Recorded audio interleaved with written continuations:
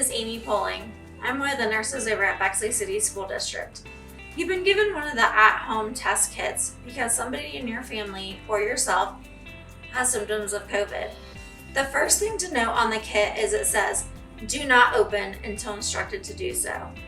The first step in getting the test started is to get online and download the NAVICA app. You will need to create a profile for yourself. Once you have registered yourself, you will need to click on the person icon and then manage profile to add a dependent. This is where you will add your child. In the NAVICA app, click on Home Test, then click Get Tested with eMed.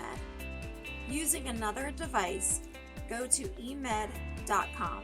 This device needs to have a webcam. Once you are on eMed, you will need to answer on-screen questions, and then you will wait for a proctor to join you. The proctor will take you through the test from this point. Again, do not open the test kit until instructed to do so. Your results will be posted to the NAVICA app. Please report findings to your school nurse immediately after getting your results.